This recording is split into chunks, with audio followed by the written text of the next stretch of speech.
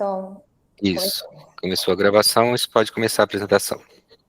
Primeiramente, bom dia a todo mundo. Eu sou a Mirella, sou aqui do campus de Ilha Solteira.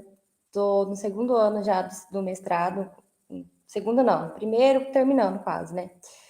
E o meu trabalho é sobre a articulação entre gestão hídrica e ambiental nos comitês de bacias hidrográficas do Alto Tietê, composto por mim, pela minha orientadora Denise Galo Pizella, e o meu co-orientador, que é o Paulo César Rocha. E a minha linha de pesquisa está entre planejamento e gestão de recursos hídricos.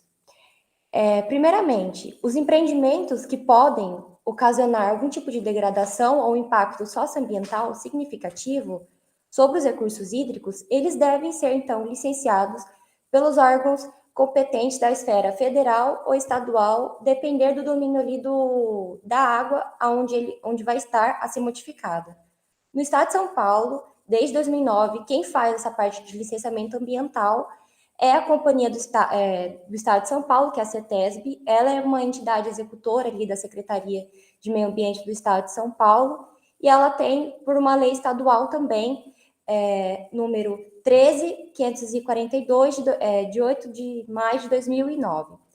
E para empreendimentos que necessitam de estudos ambientais mais complexos, como os estudos de impactos ambientais, que é o EIA, e os relatórios de impactos ambientais, que é o RIMA, o licenciamento ambiental, ele requer 3 tipos de licenças ambientais, que é a licença prévia, a licença de instalação e a licença de operação. E no momento ali que o empreendedor ele esteja no processo de obtenção dessa licença prévia, de sua atividade perante a CETESB, que vai visar ali, então, atestar se é viável ambientalmente ou não. Deve ser solicitado, né, uma anuência dos órgãos intervenientes, que eles vão precisar, então, ser consultados antes da expedição dessa modalidade de licença prévia. E desse modo, então, a CETESB, ela vai enviar o EIA, que é o Estudo de Impactos Ambientais, e o relatório, que é o RIMA, e um ofício solicitando, então, a manifestação desses órgãos intervenientes. No estado de São Paulo, que está relacionado com os recursos hídricos, é o DAIE, que é o Departamento de Energia Elétrica, a ANA, né, a Agência Nacional das Águas e o Saneamento, o IBAMA e os comitês de bacias hidrográficas. E conforme, então, o que se apresenta na Resolução CONAMA 237 de 97 e a Portaria Interministerial 419 de 2011, o Estado de São Paulo e os comitês de bacias, eles precisam, então, ali ser consultados nessa fase do licenciamento prévio de empreendimentos que vão impactar ali, então, a bacia. E apesar dessa necessária articulação entre os órgãos gestores de recursos hídricos e os órgãos licenciadores, há uma dificuldade grande de concretização.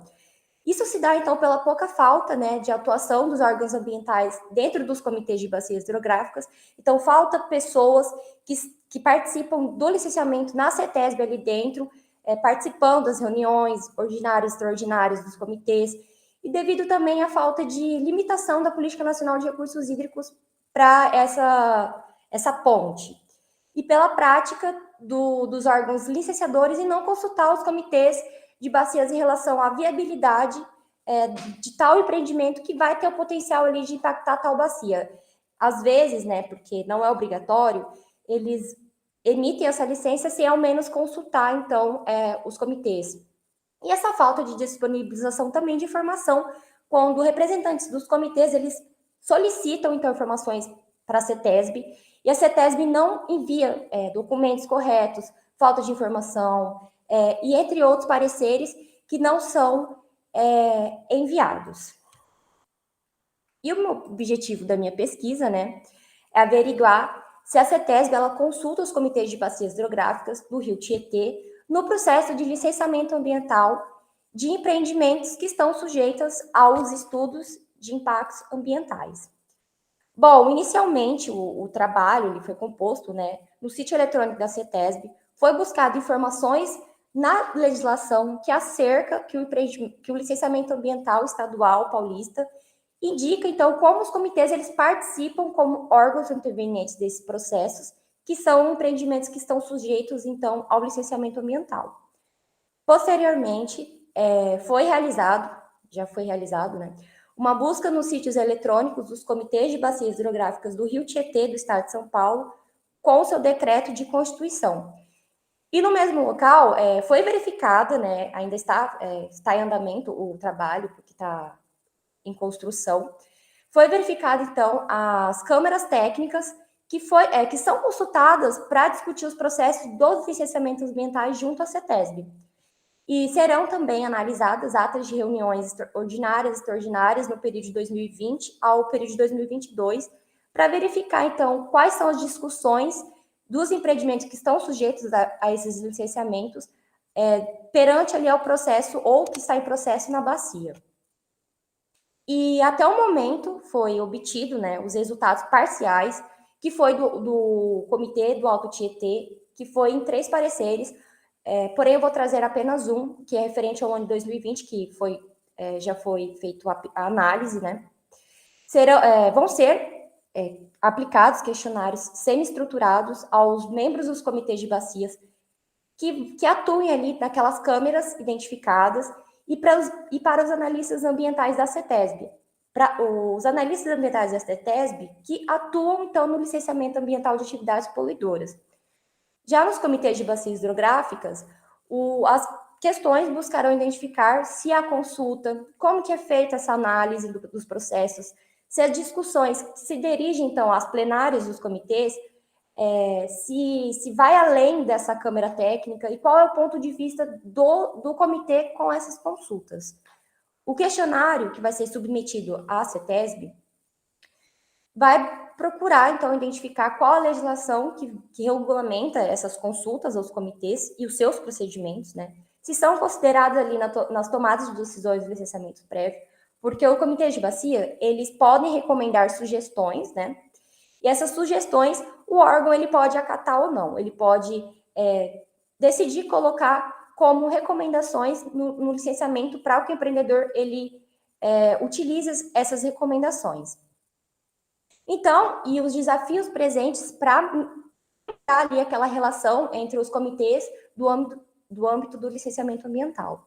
E é importante ressaltar, né, que os entrevistados que vão participar dessa pesquisa, eles vão passar por questionários, só que eles vão precisar concordar com o termo, né, de consentimento livre, que é o TCLE da pesquisa, e qual será, então, submetida ao Comitê de Ética de Pesquisa com Humanos.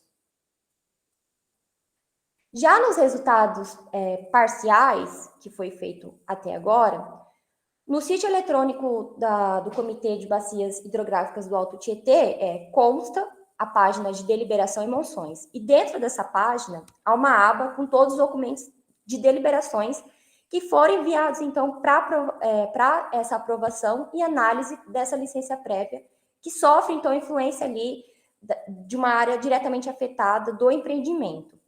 E todos que são enviados por ofício da CETESB vão, então, para essa aba. Então, foi atribuído à Câmara Técnica de Planejamento e Articulação e delegado ao Grupo de Trabalho de Consultas Ambientais do Comitê de Bacias Hidrográficas do Alto Tietê essa atribuição, então, de análise e manifestação do comitê sobre os estudos que são potencialmente impactantes ali daquela região.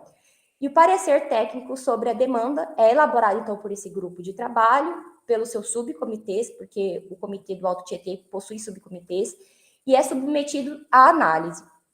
E para o ano de 2020, sucedeu o parecer técnico referente à atividade de implementação da obra da Unidade de Recuperação Energética ali no município de Mauá. Essa Unidade de Recuperação Energética, ela tem, então, a intenção de ser instalada dentro de uma ETE, de uma estação de tratamento de esgoto, onde vai utilizar resíduos sólidos na geração de energia. E é uma área que vai estar totalmente uma ADA, né? Que é uma área diretamente afetada. Então, vai estar perto de um corpo. Mireia, Oi. eu vou solicitar que você interrompa um pouquinho, porque o professor Eudes, ele saiu da reunião. E como ele é avaliador, ele precisa assistir a sua apresentação. Ah, tá. Aí Tudo bem. Só uma pausa aí. A gente pausa o seu tempo também, só para ele retornar. Pronto. Ok. Posso continuar? Sim. Tá. Então, dentro desse empreendimento, o que aconteceu? Eles estavam querendo instalar dentro dessa estação de tratamento de esgoto, né, dentro dessa ETE, e foi emitido, então, um parecer, uma deliberação, um ofício da CETESB, que foi em 2019, foi recebido em 2019, para análise, então, e manifestação do comitê sobre esse empreendimento que ia acabar afetando ali os corpos de água, os mananciais ali da região. Bom, tendo em conta os pontos destacados no EIA e no RIMA do empreendimento que foi enviado para o comitê, o grupo de trabalho e a Câmara Técnica, eles apresentaram ali algumas recomendações para a continuação desse processo desse licenciamento ambiental. Vou dar alguns exemplos, como a descrição dos planos e programas ambientais relacionados ao EIA, nas áreas de Mata Atlânticas e mananciais, programas de monitoramento e controle para assegurar que as emissões de gases elas não afetem os mananciais, programas de monitoramento de qualidade das águas superficiais da região de atuação, programa de gerenciamento de resíduos sólidos da construção civil no período de obra, com destaque à redução de geração dos corpos d'água. Aqui é uma imagem do empreendimento, como vocês podem ver, a área vermelha ali, onde é o empreendimento, que vai ser a ADA, né, a área diretamente afetada. E dá para notar-se que tem bastante corpos, tem corpos de água, possui mananciais. Então, o empreendimento, ele precisou passar, então, por essa análise do comitê para ver se, para eles mostrarem, então, sugestões também de medidas mitigadoras que o empreendedor podia colocar para que seja feita a licença prévia. Bom, o cronograma do meu trabalho, as perguntas ainda serão enviadas, elas estão em formulação. Primeiramente, elas vão ser enviadas ao Comitê de Ética e logo após a aprovação, né, desse questionário, vai ser enviado para a CETESB e para os comitês de bacias hidrográficas. Bom, o produto, ele vai depender muito sobre os resultados obtidos ao final dessa pesquisa, podendo ser alterado. O produto seria, então, uma ementa, uma proposta de alteração de uma lei do Estado de São Paulo, né, no final da tese, a resolução SMA 54, de 30 de julho de 2008, que ela ali estabelece procedimentos ao DAIA, que é o Departamento de Avaliação de Impactos Ambientais, e receber as contribuições e sugestões técnicas dos comitês de bacias hidrográficas para análise dos estudos ambientais e os seus respectivos RIMA. Porém, essa alteração seria não apenas em ouvir essas sugestões, porque o órgão licenciador ele pode ou não ouvir essas recomendações. E não só apenas ouvir, e sim também atender então, essas recomendações e propostas em cada pareceres técnicos. Só que por que vai ser só possível, né, a partir dos resultados obtidos? Porque não é todo o comitê de bacias hidrográficas que eles possuem estrutura, órgãos estruturados, profissionais capacitados, equipamentos, não é todo o comitê que faz o enquadramento das suas águas, que cobram, de fato, a outorga. Então, é preciso ter uma estrutura para analisar um estudo de impactos ambientais. Um estudo de impactos ambientais tem empreendimentos que enviam, que tem 1000 páginas, relatórios são mais simplificados, no máximo tem que ter 500 páginas ou menos, né, porque para pessoas leigas poderem ler. Então, não é todo comitê que possui agências de bacia, que ajudam ali na área administrativa. Então, o comitê do Alto Tietê, após isso, né, é possível concluir que há uma integração entre a gestão ambiental, entre a CETESB e a gestão hídrica do Comitê de Bacia do Alto Tietê e Licenciamento Ambiental. Foi visto que o Comitê de Bacia do Alto Tietê ele possui uma estrutura muito boa para análise de empreendimentos. é observado a excelente capacidade das agências de bacia, com profissionais ali capacitados para avaliar os estudos de impactos ambientais e possíveis empreendimentos localizados ali ao redor da bacia. Porém, eu sei, né, conversando com a minha orientadora, que ela é especialista em avaliação de impactos ambientais, que não é, igual eu falei, todo comitê que tem essa estrutura para avaliar um empreendimento. Então, se a CETESB vê que aquele comitê ele não possui nenhuma estrutura, por que ele vai utilizar essas recomendações? Pode ser recomendações, medidas mitigadoras, que não tem nada a ver com empreendimento, estudos que o próprio comitê faz, que não faz sentido o órgão colocar uma licença prévia para o empreendedor catar, então, essas decisões. Então, vai depender muito de N fatores. Então, para fazer esse produto, eu preciso ter a resposta que vai ser começada a partir de agosto, através, então, dos questionários e, a partir daí, as análises dos outros comitês. Eu fiz apenas ainda do Alto Tietê, vou fazer do Baixo Tietê e do Médio Tietê, do comitê do Médio Tietê também. E é isso. O agradecimento pela Ana, né, pelo mestrado profissional de gestão e regulação de recursos hídricos. Aqui são as minhas referências bibliográficas. E muito obrigada.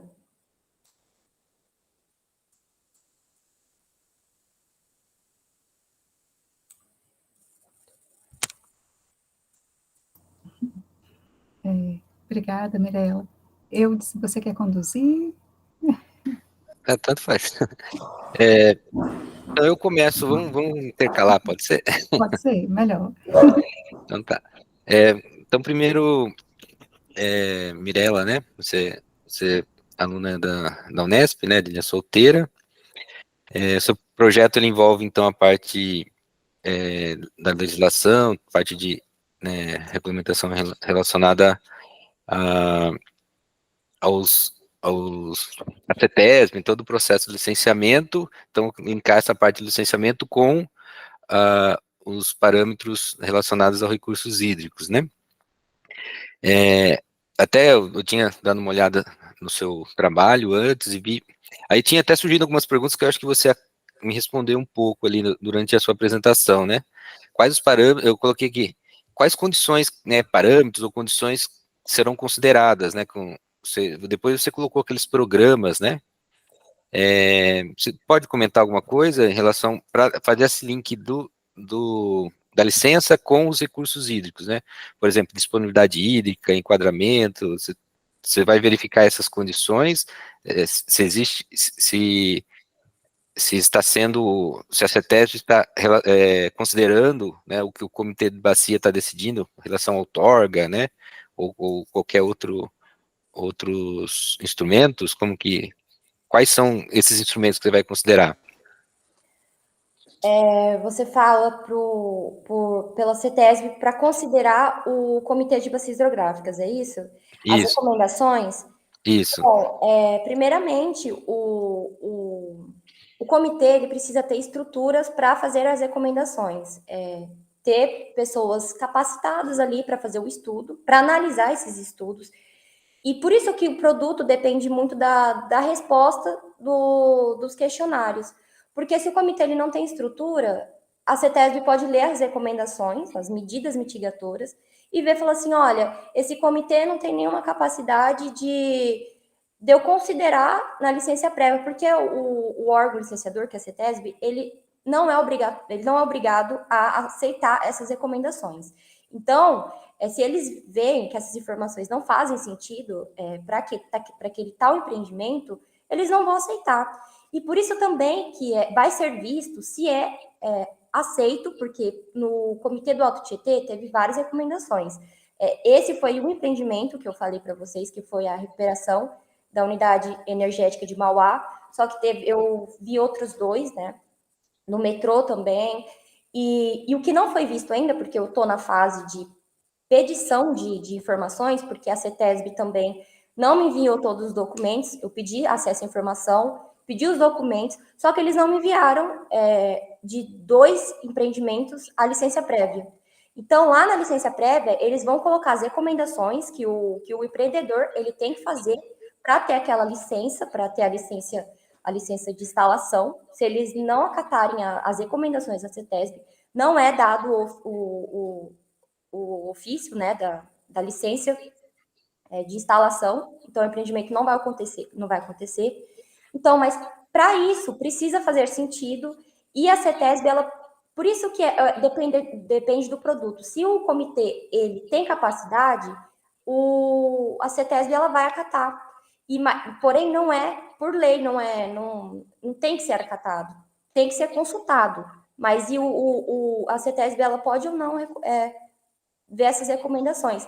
Eu não recebi a licença prévia de 2 empreendimentos, eu analisei 3, e não está escrito nenhuma das recomendações que o comitê enviou no parecer, ele fez o parecer técnico, não está nessa licença prévia as recomendações de mitigação do comitê de bacia.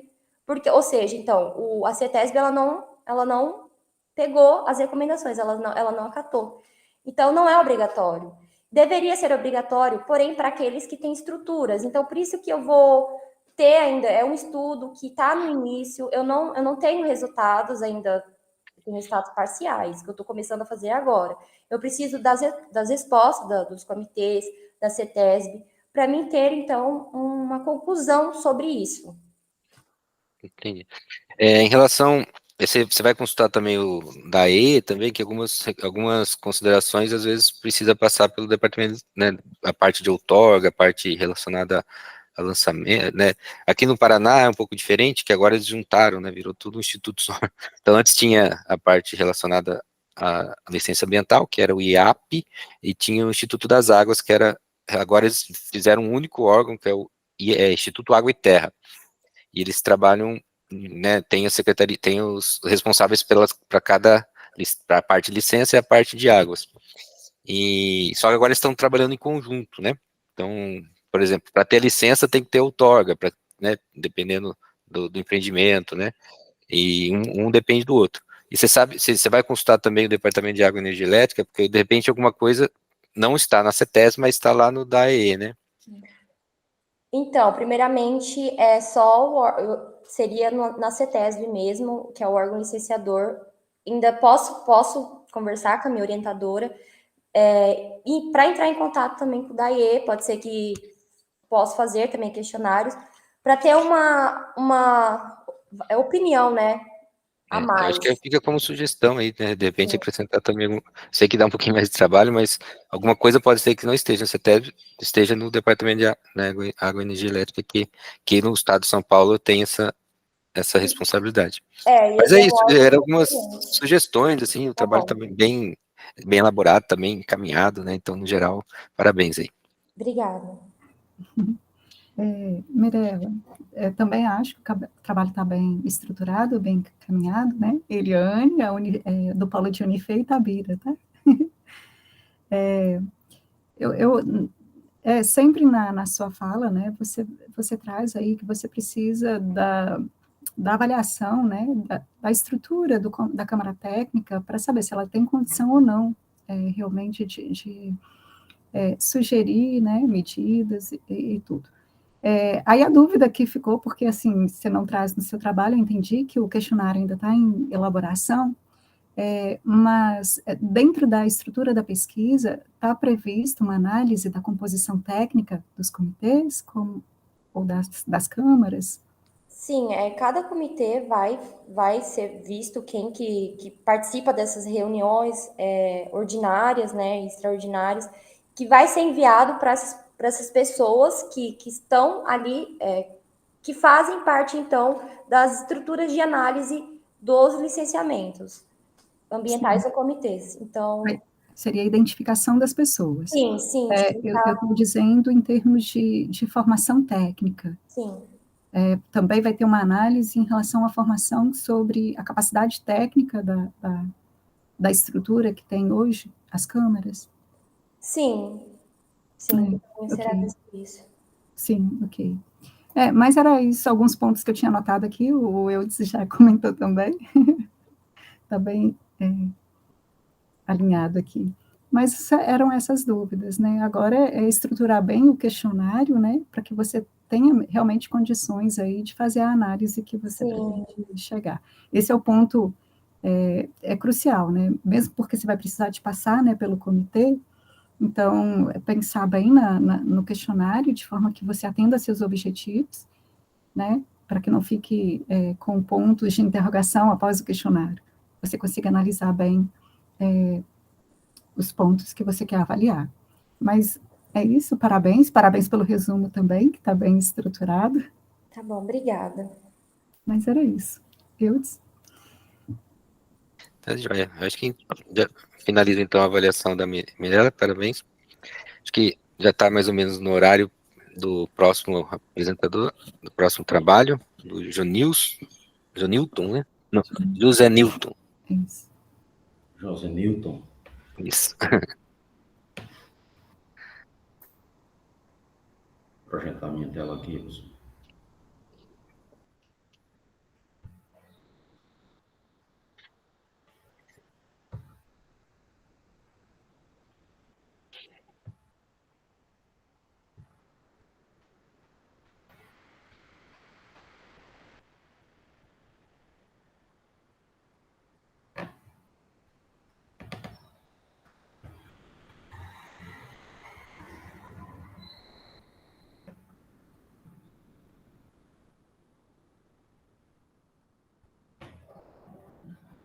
Bom dia a todos. Meu nome é José Nilton. Eu sou vinculado ao Centro de Desenvolvimento Sustentável do Semiárido, de Desenvolvimento do Semiárido da UFCG, Universidade Federal de Campina Grande, no campus de Sumé, no Cariri, da Paraíba. E eu trago como tema tecnologias hídricas para a convivência com o semiárido nas comunidades rurais, Cariri, Pedras e Batalha, no município de Livramento, aqui na Paraíba. Meu orientador é o professor Dr. Paulo Costa Medeiros, e a linha de pesquisa é segurança hídrica e usos múltiplos da água. Então, eu trago no trabalho a introdução a alguns tópicos apenas, que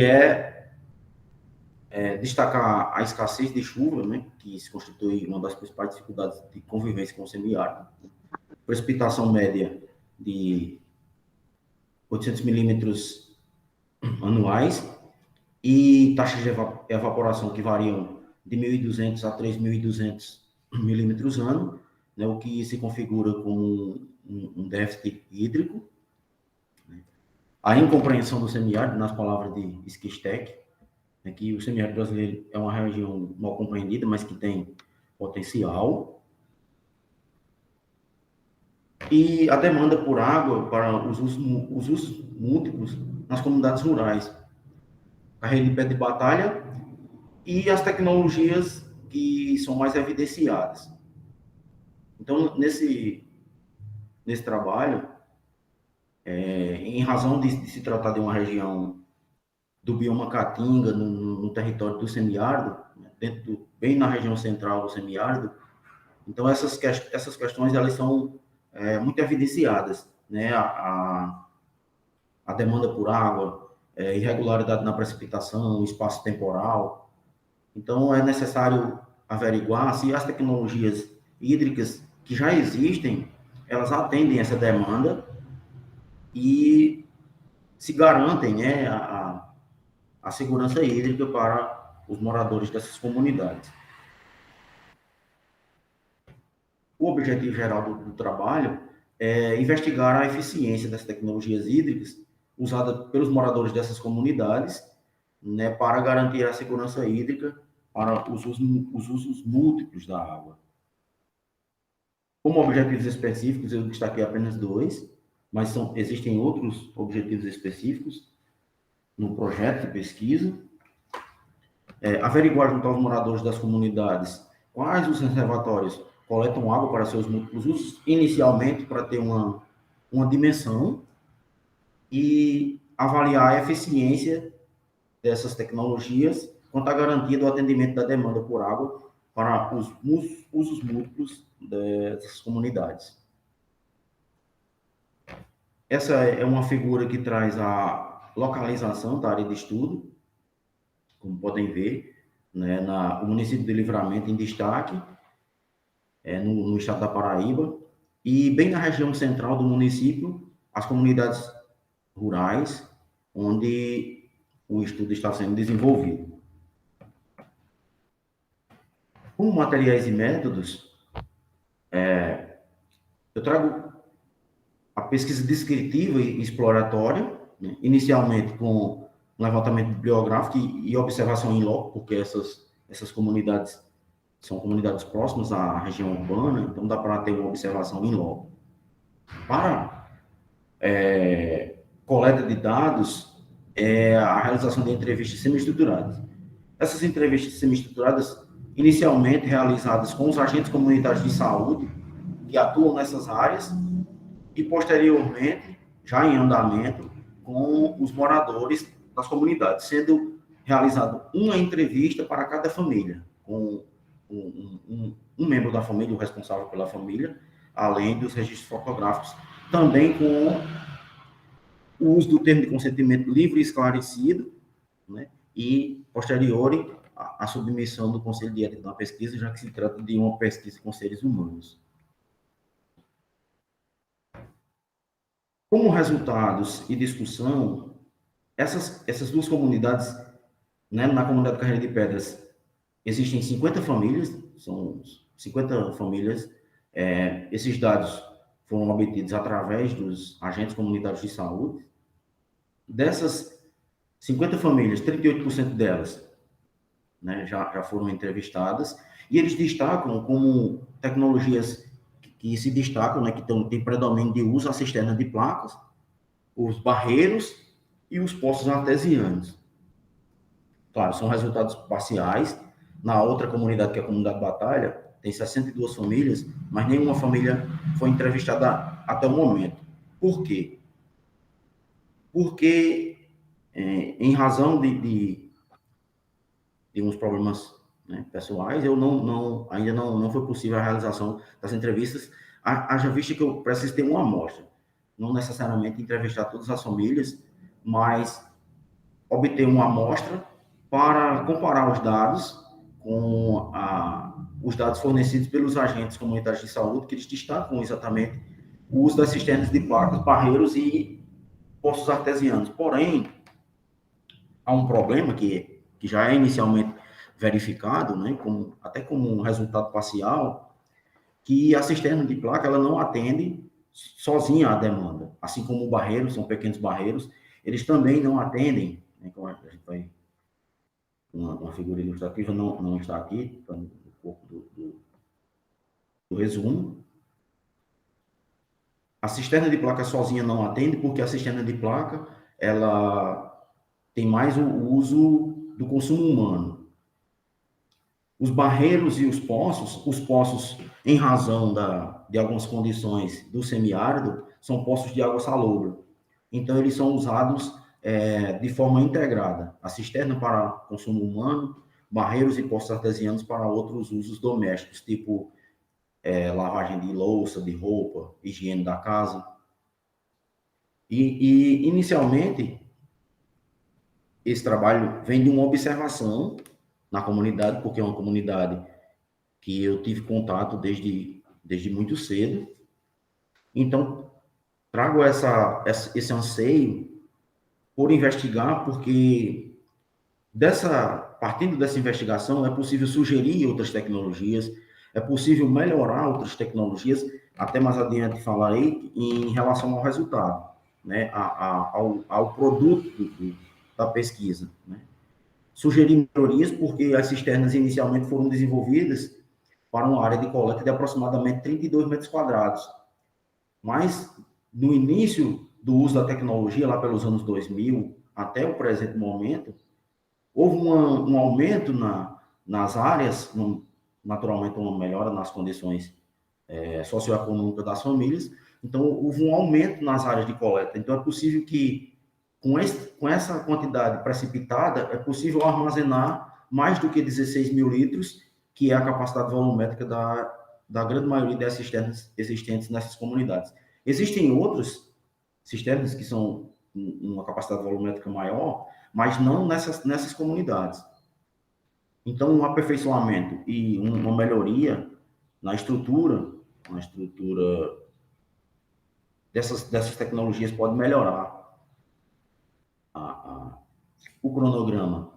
É que, nesse terceiro semestre, a coleta de dados, finalização da coleta de dados, análise dos dados, a redação preliminar, revisão, para a apresentação no próximo semestre. Como produto da pesquisa, o objetivo nosso é produzir uma cartilha informativa e ilustrada, né, dando orientações mais precisas em relação ao uso dessas tecnologias, as tecnologias já existentes, e sugestões de melhorias e adaptações nessas que já existem, e até proposição de usos de outras tecnologias que melhorem as condições de vida no aspecto quantitativo e quantitativo nessas comunidades. Haja vista que a Lei 9433, ela destaca, por exemplo, que a água é um bem de uso coletivo, e ainda destaca no artigo 2º, parágrafo 1º, que é preciso assegurar à atual e às futuras gerações a necessária disponibilidade de água em padrões de qualidade e potabilidade. Então, é preciso que se diga que o conceito de combate à seca, aqui para nós nordestinos, aliás, peço desculpa pelos barulhos externos. A questão de combate à seca, ela já deve ser evitada, inclusive, o termo, e trocado pelo termo convivência, né? É impossível combater a seca, mas é possível conviver com pouca água, né? Gerenciando bem esses. Eu destaco outro aspecto, o objetivo do desenvolvimento sustentável número 6, que fala da água potável e saneamento, né? Outros objetivos também se encaixam na nossa pesquisa. E um outro aspecto que eu gostaria de destacar também é a questão da enfatização desse tema, que é muito pertinente como a educação ambiental, desde os primeiros anos de escolaridade. Porque não basta que as organizações, os institutos de pesquisa, as academias desenvolvam as tecnologias se elas não chegarem a quem realmente precisa fazer uso delas, né, que são as comunidades rurais, mais longínquas e mais simples. Então, isso é preciso ser enfatizado na escola, né, desde os primeiros anos, no ensino fundamental, 1 e 2, no ensino médio, essa valorização do bioma caatinga e esse trabalho de que é possível, a partir dessas tecnologias ou de técnicas, se conviver com o semiárido para tirar esse pré-conceito de que é impossível conviver com o semiárido. Inclusive, aqui na nossa cidade, existem exemplos claros de convivência com o semiárido na produção produção de leite, queijos e derivados, né, a partir da caprino-ovinocultura. Então, é possível essa convivência, mas se faz necessário também que as pesquisas cheguem até as comunidades, os moradores das comunidades, para que possam compreender e aprender a usar a gestar a água de forma mais eficiente. No presente trabalho, ainda não há uma conclusão final, né? Então, o que se conclui parcialmente é que as tecnologias mais evidenciadas, como cisterna de placa, barreiro e poços artesianos, elas sozinhas não garantem essa sustentabilidade hídrica, né? Não garantem a segurança hídrica. Elas são usadas consorciadas, cisterna, mais poço, mais mais barreiro, mas elas separadamente elas não conseguem garantir a segurança hídrica. Então, necessita-se de melhorias estruturais em relação à capacidade volumétrica, em relação à capacidade de gestão do recurso hídrico, para que se possa ter um melhor aproveitamento nesse sentido. E o agradecimento que é comum a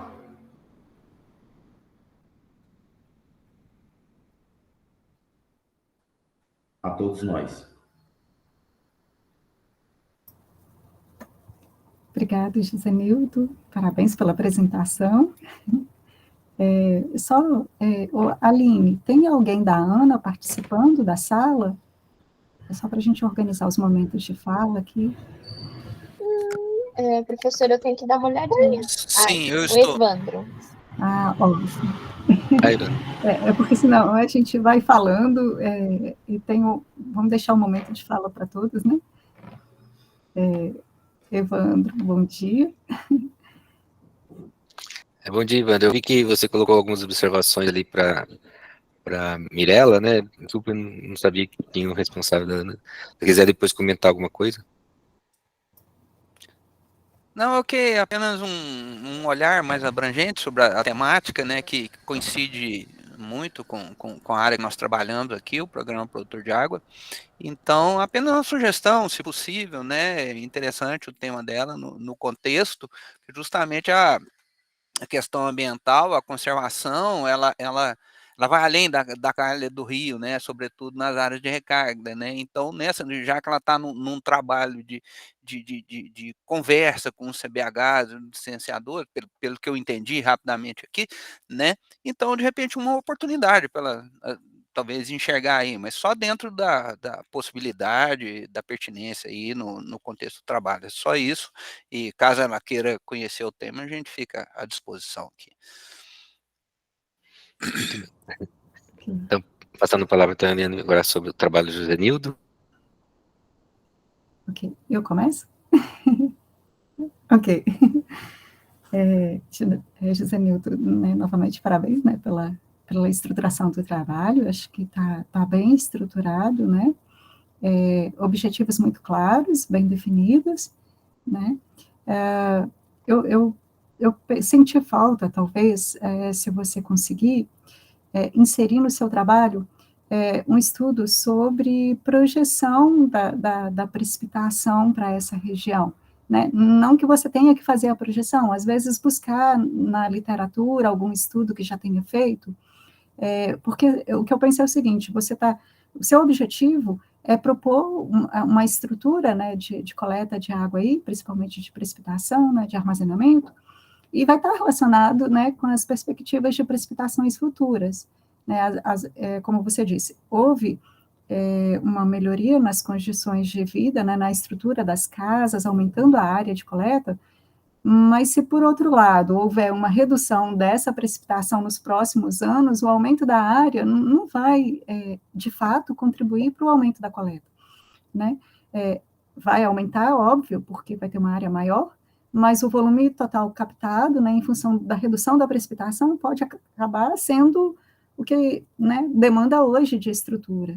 Então, talvez buscar algum estudo, né, que fale sobre as previsões, né, os cenários futuros, né, para que você faça uma proposição que, né, é óbvio, a gente não tem uma previsão determinística quando a gente fala de clima, de precipitação, mas pelo menos é algo mais orientado do que a gente espera que ocorra no futuro, né?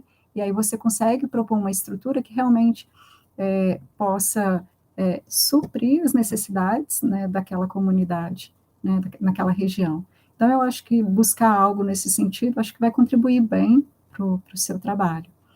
Em relação à cartilha, né, eu achei bem interessante, né, a proposição da cartilha como instrumento, mas talvez você consiga também ir um pouquinho além da cartilha, né, levando, talvez, numa forma de um pequeno relatório técnico, né, para os órgãos que são responsáveis pela implantação dessas estruturas nessas comunidades, mostrando que, né, de fato, as estruturas, elas estão aquém da necessidade atual ou futura, e que é possível melhorar a condição dessas comunidades, porque aí, de fato, vai chegar nos órgãos que vão executar, né, as estruturas. Então, talvez algo mais resumido, né, mais condensado, pensei talvez numa forma de relatório técnico, né, mais direcionado para os órgãos, né, porque a cartilha, a gente trabalha mais com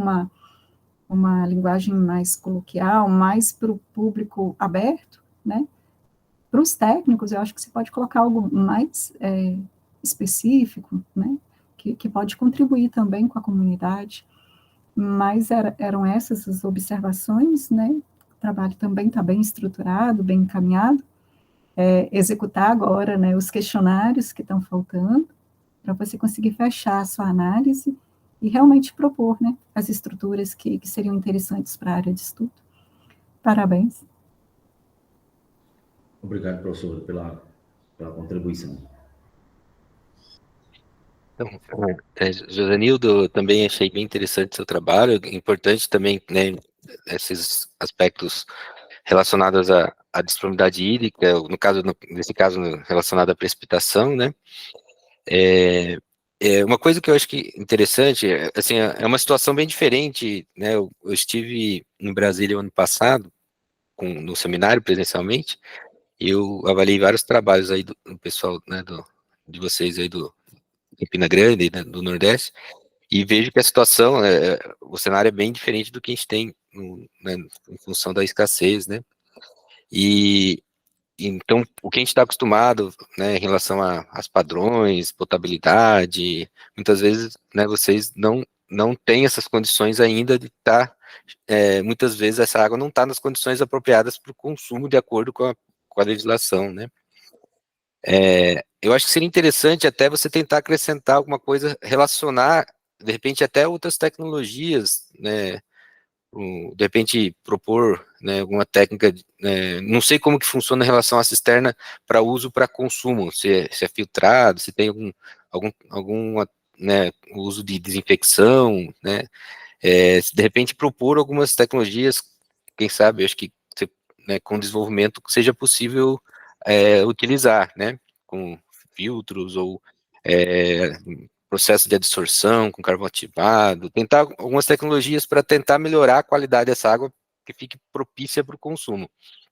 Então, de repente, fica uma sugestão, assim, de citar algumas tecnologias possíveis, né? Fazer a desinfecção, né? Fazer uma adsorção com carvão, de repente desenvolver uma técnica de propor técnicas futuras, né? Não que você vai fazer essa técnica, né? De repente, para tentar melhorar essa qualidade para ficar propícia para potabilidade, né? Em termos quantitativos, eu sei que é o maior problema, né, em relação à disponibilidade de chuva, né? Um levantamento com dados de precipitação, né, um estudo para você até fazer um dimensionamento dessa cisterna, né, reverificar esses dimensionamentos. Tem várias técnicas, né, de aproveitamento de água de chuva. Se você conseguir esses dados de precipitação, fazer essa previsão e eu acho que vai agregar também seu trabalho.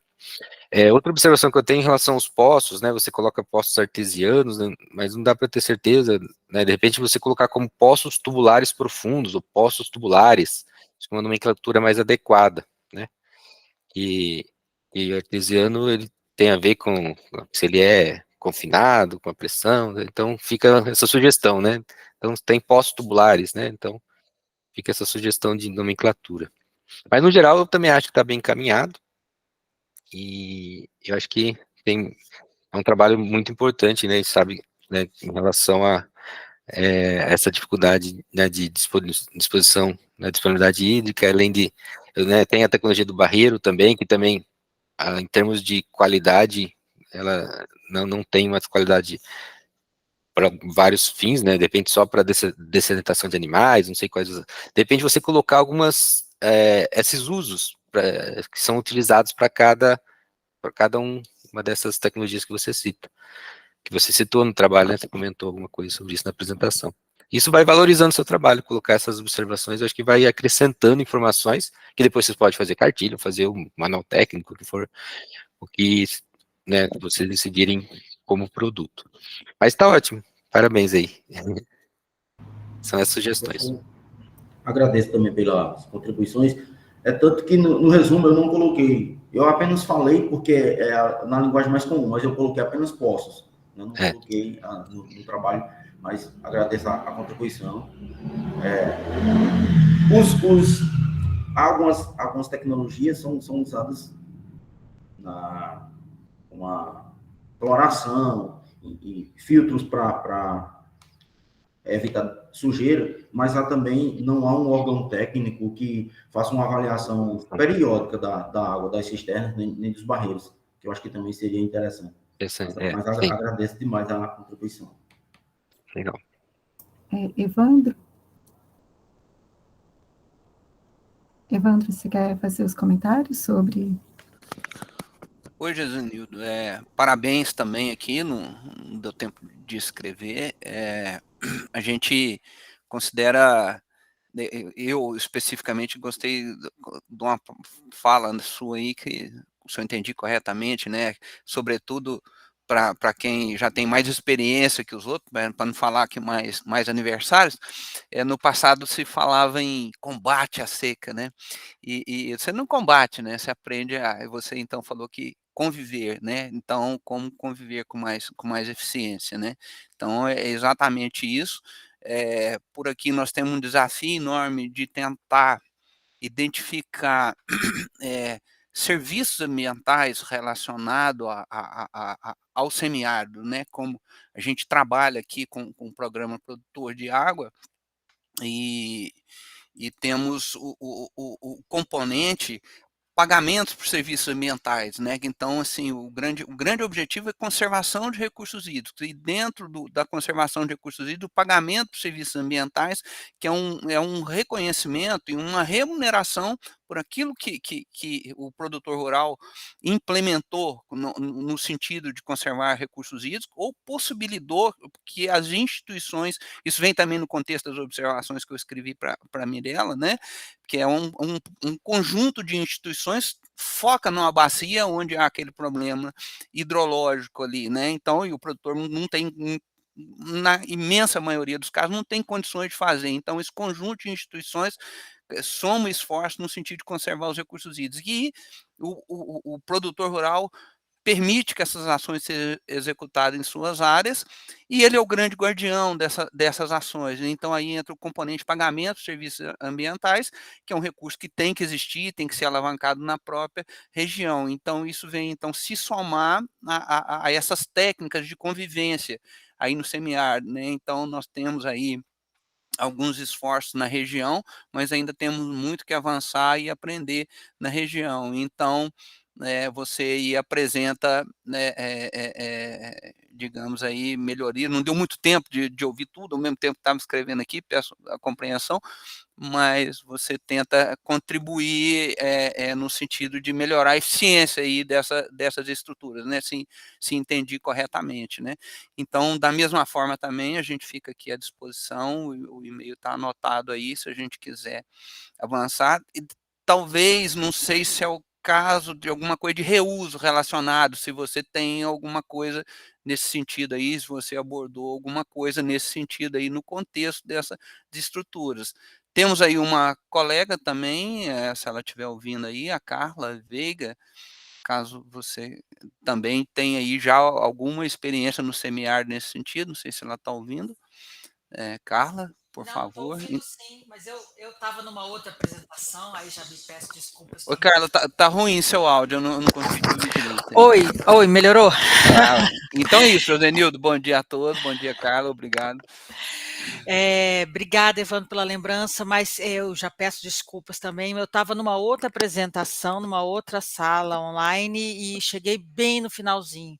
onde ele fala, eu estava até lendo sobre barreiro, porque eu trabalho na ANA no programa do PRODES, né, de despoluição de bacias hidrográficas, e estou entrando agora, né, fazendo parte da equipe do produtor de água, e estou conhecendo os termos. Aí eu estava até lendo que era um barreiro, coisa assim, mas parabéns, assim, eu peguei só o finalzinho.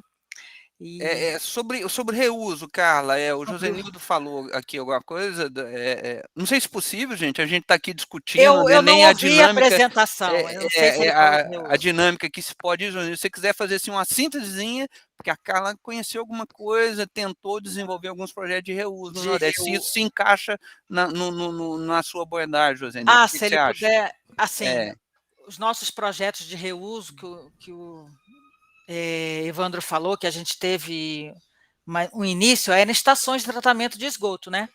A gente identificou algumas estações de tratamento de esgoto no Nordeste, onde seria possível tratar a água na qualidade de reuso para aplicar na agricultura.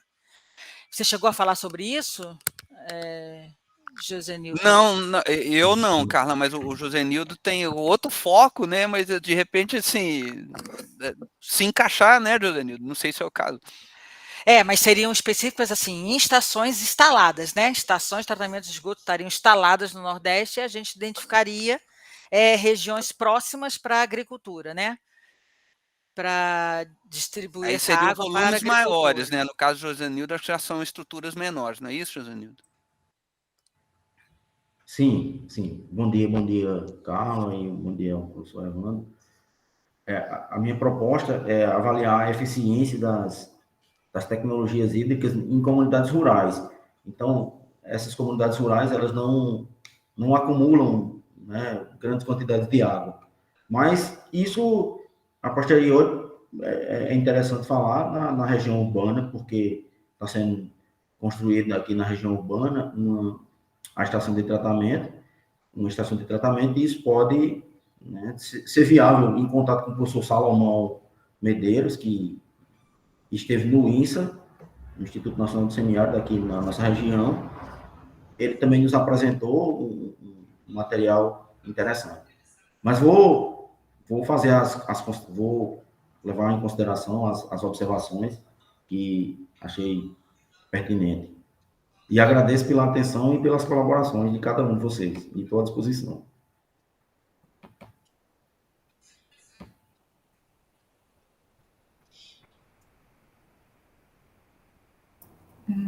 Mais alguém quer fazer alguma colocação? Obrigada, Josenildo. A gente já está no horário aqui, a gente pode passar para a próxima, né? Isso. Próximo. Eu agradeço a vocês todos. Próximo aluno é o Juliano. Está presente? Sim, estou aqui. Vocês me ouvem bem? Sim, estamos ouvindo. Tá. Pode colocar sua apresentação e fique à vontade. Uhum. Opa, peraí.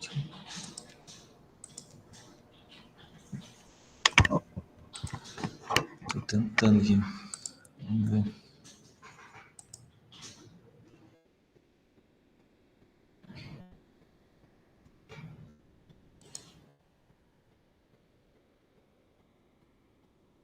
Ai, meu Deus. Peraí, vou tentar jogar para cá. Entra ali em apresentar agora. Isso, agora vai. Ufa. Vai.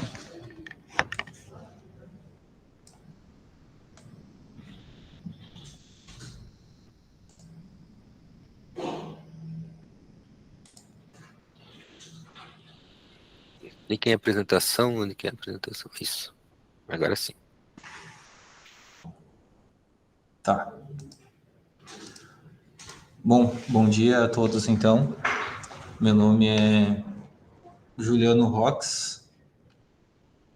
Peraí, estou me batendo. Agora, deu certo. Perdão. O título do meu trabalho é a Tarifa Social dos Usos das Águas em São Leopoldo, no Rio Grande do Sul. Né? Minha professora orientadora é a doutora Ana Luísa Carvalho Rocha, né? e minha linha de pesquisa é gestão e regulação dos recursos hídricos. Né? O panorama do saneamento, então, inicio, né, falando sobre a perspectiva no mundo, né? Hoje, segundo a Unicef, 2,2 bilhões de pessoas não têm acesso a lavar as mãos, né? Um número considerável de pessoas não têm acesso a banheiros, né? E isso, do ponto de vista de saúde e da economia, é uma tragédia. Tá. Em relação ao Brasil, né, o saneamento, eu gostaria antes também de falar, que eu sempre gosto de falar, que de acordo com a Lei 11.445 de 07, né, o saneamento ele é formado por 4 dimensões, né, muitas vezes isso passa batido, né, é coleta, tratamento e distribuição de água, coleta e tratamento de esgoto, né, drenagem urbana e manejo de resíduos sólidos. Né? E segundo a ONU, né, até o ano de 2050, a escassez hídrica ela irá aumentar devido a vários fatores, né? A industrialização de países emergentes que demanda água, né? A população que está crescendo exponencialmente, passamos já de 8 bilhões, né? E agora em relação ao Brasil, né, sobre o local que nós estamos falando. O Brasil, ele é um país que ele foi formado através de diversas violências, né? E essas violências, desde que houve o descobrimento, a invasão, né, ele gerou diversas distorções. E no meu entendimento, essas distorções elas só são resolvidas através de políticas públicas eficientes e eficazes.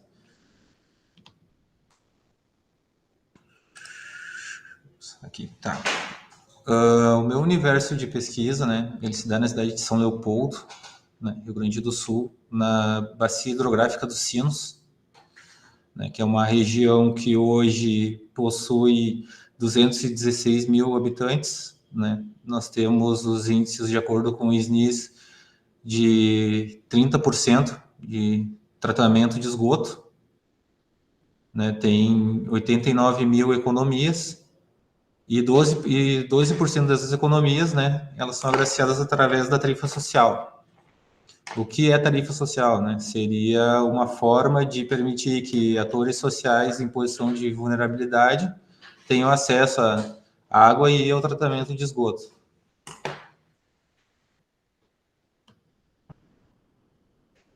Então, meu objetivo geral é analisar se a tarifa social do serviço de abastecimento de água e esgotamento sanitário em São Leopoldo é eficaz enquanto política pública.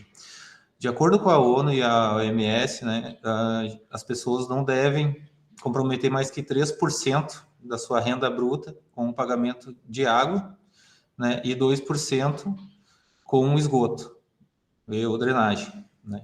Enfim, então é mais ou menos este escopo inicial, né, que eu iniciei. E aí tem alguns desdobramentos através dos objetivos específicos, né? E aí cada objetivo específico vai ter uma metodologia diferente.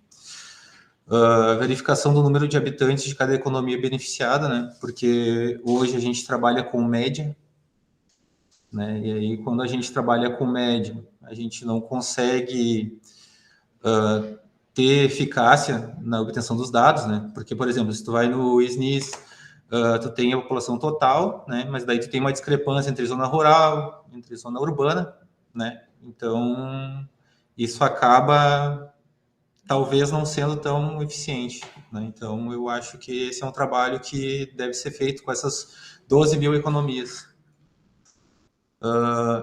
O número 2, a investigação da demanda por água para cada extrato de rendimento, né?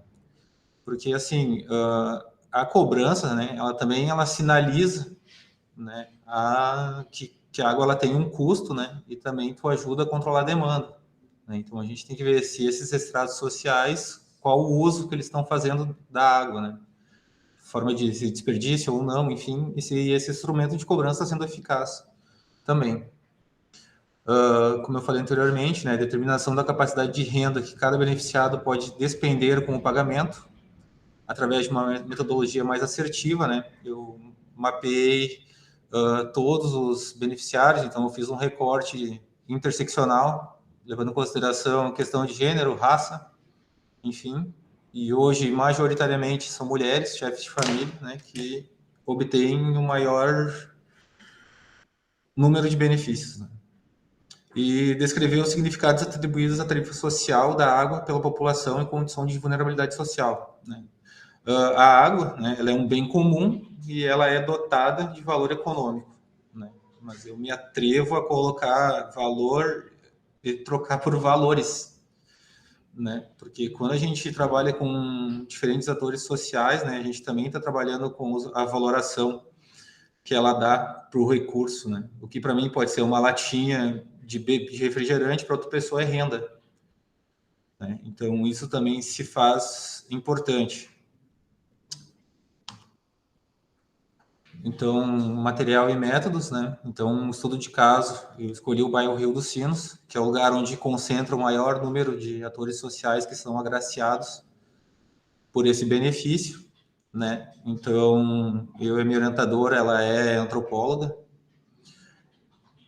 Então, nós trabalhamos agora, então, com etnografia urbana também, né? Através de entrevistas não diretivas. Então, eu peguei pequenas amostras de atores, né, de diferentes momentos, né, pessoas mais velhas, pessoas mais novas, e aí como elas têm o olhar sobre a cobrança, sobre o que acontece no bairro quando chove, qual é a relação delas com o lixo, enfim. Tanto é que eu fui para os Estados Unidos, eu voltei faz 4 semanas, mais ou menos, né, que eu fui fazer um estágio de pesquisa sobre sociohidrologia, né, para eu me aprofundar. Pesquisa sobre a história ambiental do local, porque ali eu descobri, na verdade eu já avancei bastante, né, em relação a isso. Então é um local, esse bairro onde é uma região de dique, né, que antes sofria com inundação, e aí construíram o dique, veio um consórcio alemão, construiu o dique, não teve nenhum escopo social nesse projeto, né? E aí a população avançou com a construção do dique, e o problema que era antes de inundação virou problema de drenagem urbana. Então a gente consegue mapear toda a vulnerabilidade dessa região e da cidade através dessas decisões. Então eu identifiquei problemas de política habitacional, problemas políticos, né? Problemas de tecnocracia, né? Observação das histórias das regulamentações. Então a gente tem políticas que vêm desde a época do Império e que tiveram um impacto aqui, né? Porque aqui essa cidade, ela é a primeira cidade onde teve imigração alemã, então tem todo um projeto de branqueamento também, e isso tem regulações, por incrível que pareça, na cidade, através de atas de câmaras, enfim, e como se dava a relação das pessoas com as águas, né? E como elas eram alocadas. Então, hoje eu consigo fazer um mapa de calor desses movimentos entre essas pessoas, né? E onde hoje a tarifa social está, e dá direitinho, né? Onde essas pessoas foram se movimentando de acordo com decisões políticas, né? E a análise dos instrumentos de cobrança vigentes, né? Então, o extrato social que mais representa isso, né, são pessoas que ganham até 1/4 de salário mínimo, que a época, 2021, era 303 per capita, né? Então, a gente vê que essa tarifa social para o extrato mais vulnerável, ela se dá de forma regressiva, assim como é a nossa estrutura tributária brasileira. Então, essas mulheres, chefes de família, proporcionalmente comprometem um nível maior de renda do que a OMS recomenda, né? O que torna ela hoje, né, ineficiente.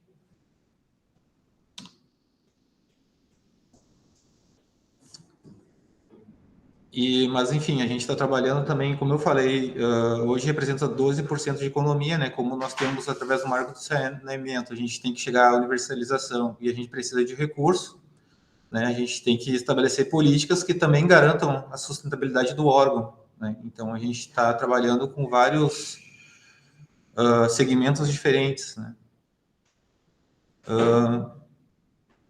Eu pretendo defender, não sei se é pertinente, enfim, né? Mas agora, até o final do 4º trimestre, né? A dissertação, aqui o cronograma, depois eu posso voltar, se assim for necessário, né? Então, o meu produto que eu pretendo fazer é apresentar uma metodologia de cobrança mais assertiva e personalizada, porque, como eu falei anteriormente, a gente faz hoje os estudos por média, né? Então, a gente tem famílias que têm 10 integrantes dentro, tem famílias que têm 1 ou 2, né? Atendendo os Objetivos de Desenvolvimento Sustentável, né? As ODS da ONU, como o 6, né? Que é água potável e saneamento, garantia. A 10 também, por exemplo, que é redução das desigualdades, né? Também a gente está falando de política pública, né? Porque, segundo o Trata Brasil, a cada R$1 que a gente investe em saneamento, né? A gente economiza R$ 4,40 em saúde pública, né? Em investimento. Então, está tudo conectado, né? Felizmente, né? Então, é necessário ter uma visão sistêmica, não analítica, né? Do todo, quando a gente vai produzir uma política pública. Desculpa a câmera aqui, ficou viajando. Então, a minha conclusão, como eu falei anteriormente, que a capacidade de pagamento dos usuários não está sendo respeitada na faixa de beneficiários que tem como renda familiar per capita até 1/4 do salário mínimo, e que hoje é a maior fatia dos beneficiados. Meus agradecimentos, né, a todos os envolvidos e tal, meu professor, que irá contribuir ao meu trabalho, enfim. E, em princípio, é isso. Desculpa, eu acho que eu tomei muito tempo, mas é que eu não consigo ser sucinto num assunto que eu acho que é tão complexo. É, joia. Posso começar a falar? Então, é um prazer, eu sou o professor Eudes, né, aqui do Campo Mourão, da UTFPR. Prazer. Sobre o seu trabalho, né, eu vi, né, a proposta, então, é relacionar os aspectos socioambiental, né, relacionar também sobre a tarifa Social. Social. Sim, eu vi que o seu início você comparou essa tarifa com o salário mínimo, né, com a parcela, né, de cada grupo, né, de até 1/4, meio por pessoa, né, da família. A minha dúvida é a seguinte: você vai usar outros indicadores, alguns outros parâmetros socioeconômico dessas famílias, né, por exemplo, a educação, né, ou até a disponibilidade, né, você está contando que já existe essa disponibilidade de água, mas, por exemplo, a rede de esgoto, essa região tem rede de esgoto em todas essas residências? Essa tarifa ela inclui a água e o esgoto, ou é só a água? Porque, Sim, normalmente... Desculpe. Pode falar. Não, perdão. Assim, ela, na verdade, é um cruzamento de indicadores, né, que a gente usa, por exemplo, o cadastro único, né, a população Minha Casa Minha Vida faixa 1, que é até R$ 1.800, né? Entendi. Então, é uma sorte de indicadores e fatores que a gente pensa, né, para melhorar essa política pública, né? Tu pode repetir a segunda pergunta, por favor, que eu me perdi. Não, em relação à cobrança, essa tarifa, ela inclui... Essa região que você está estudando, ela tem abastecimento de água e coleta e tratamento de esgoto, ou o município possui o sistema de tratamento de esgoto, coleta? Sim, assim, o que acontece? Essa tarifa, ela inclui drenagem urbana, onde não tem coleta, e onde tem coleta, inclui a coleta de esgoto, tá? E chega a ser 40% menor que a tarifa ordinária. Então, ela dá um baita fôlego para as pessoas ter acesso, principalmente pós-pandemia, né? Enfim, mas ela precisa ser melhor gerida, né? Porque ali dentro eu já identifiquei distorções, né? Enfim, então o plano seria recadastrar essas pessoas, né? Mudando por um outro olhar, para a gente conseguir realmente, né, edificar esse projeto e ele ser eficiente. Porque eu fiz já via benchmarking virtual, enfim, consulta em outros órgãos, né? Tanto Portugal, né, a Copasa, enfim, e aí geralmente, assim como nós hoje aqui, é tecnocrata, né? A gente fica trabalhando em média, dentro de gabinete, a gente não sai a campo para ver de fato a realidade.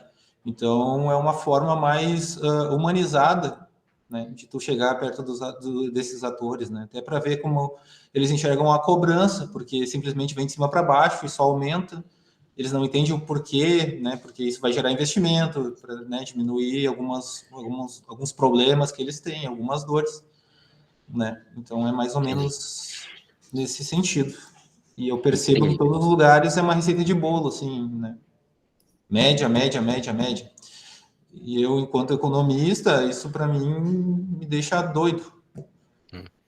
Sim.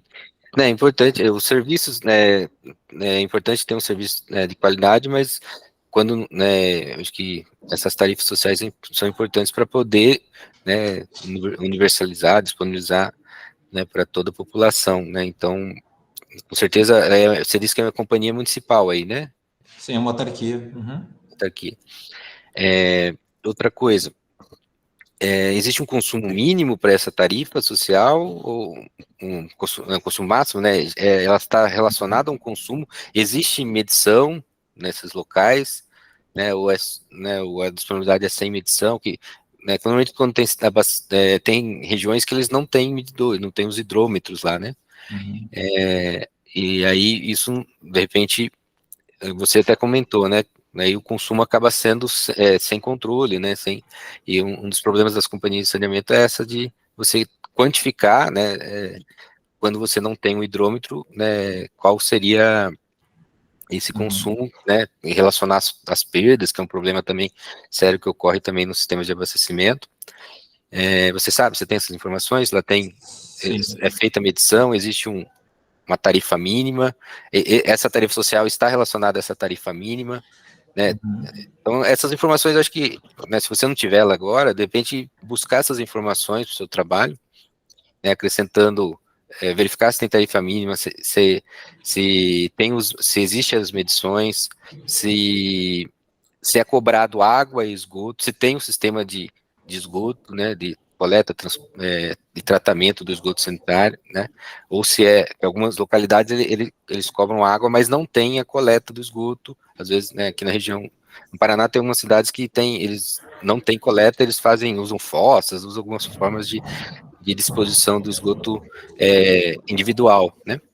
Então, essas informações, acho que vale a pena você dar uma estudada e colocar no seu trabalho, né? Sim. Mas com certeza é um trabalho bem interessante, né? Tentar relacionar, o ideal é até você tentar buscar informações na companhia de saneamento, para ver a porcentagem, né, da população que estão, que tem direito a essa tarifa social, tentar relacionar com o total de usuários, quantos tem, né, tentar buscar informações para, né, valorizar e mostrar a importância, né, de você desenvolver esse trabalho. Sim. Mas acho que são essas observações, né? Uhum. E aí passar a palavra aí para os próximos avaliadores. Mas parabéns aí, um trabalho bem importante. Muito obrigado. Juliano, você quer fazer alguma colocação a respeito da... Não, sim, é porque assim, essa tarifa social, ela garante 10 metros cúbicos, né? Se o sujeito, ele consome maior valor, ele paga proporcionalmente a tarifa ordinária. E o que eu percebi? Tem um caso, assim, clássico, né? Porque tá dentro da tarifa social, mas só que a pessoa consome, ela gasta R$300 por mês e paga em dia. Então, eu penso que não está atendendo esse critério, né? Então, por isso que é uma das coisas que a gente precisa recadastrar, enfim, né? E fazer perguntas mais que nos dão informações, né, para a gente tomar decisão, né, porque não tem como tomar decisões sem dados, né. É só isso. Ok. Evandro, você quer fazer as suas considerações primeiro? Parabéns, Juliano, tá aqui tentando entender o tema, mas particularmente para mim é novo, né, que a Ana é grande, né, tem vários setores, a gente então aqui tem a nossa especificidade, né, mas com certeza é um tema importante e provavelmente aí você vai chegar a algumas conclusões que vão poder talvez orientar aí algum gestor nesse sentido, né? Que é isso aí que a gente tem que imaginar qual o propósito final nisso aí, né? O que levar da experiência, né? Nós que estamos, né, digamos aqui do outro lado, né? Então, como para, por exemplo, aí uma autarquia do próprio município e da própria região, como isso pode contribuir aí de alguma forma, né? E esse é o grande objetivo aí, que vai refletir socialmente, diretamente lá na vida daquelas pessoas, né? Então essa aí é a expectativa, né? Perdão pelo desconhecimento, mas são temas muito específicos, né? Parabéns, é isso aí. Muito obrigado. De repente, dentro de algum outro setor da ANA, né, você possa identificar alguma contribuição mais específica aqui com o pessoal da regulação aqui, e agora a ANA aí no saneamento, né, a Agência Nacional de Águas e Saneamento Básico, né, então agora como isso pode, então, estreitar muito mais aí, né, mas realmente vamos ter que identificar quem é o colega que possa ter mais contato com você aí, caso tenha interesse aí, tá? Ou você já né, tem, às vezes, né? Não, pois é, eu descobri que tem eu aqui no Rio Grande do Sul e uma outra menina que está acabando o doutorado, que ela trabalha com sociohidrologia, né? E aí eu fui para os Estados Unidos justamente porque lá é onde tem o maior número de estudos, né? O Brasil é incipiente, então talvez eu seja um dos 5 foram que eu encontrei que trabalham com sociohidrologia, né? Então, não sei se eu fico feliz ou fico triste. Eu acho que deve ficar feliz porque a gente está começando, né? Há tempos atrás a gente não tinha ninguém trabalhando, então só de ter vocês dois no tema, Prof. Água já está ganhando, né? Uhum. Parabéns, né, Juliano, pelo trabalho. Antes dos comentários aqui, só uma observação. Na conversão do seu resumo para PDF, essas frações que estão no resumo, elas não apareceram no texto, né? A gente descobre qual fração é porque a gente faz a conta reversa aí do salário mínimo, para ver o valor que você chegou. Aí deu para identificar que era 1/4, né?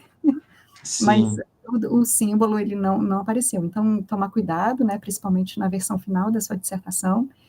Converteu para PDF, dá uma conferida em tudo para ver se não aconteceu isso. É muito comum, tá? Então, fica uma dica aí para você já olhar, tá?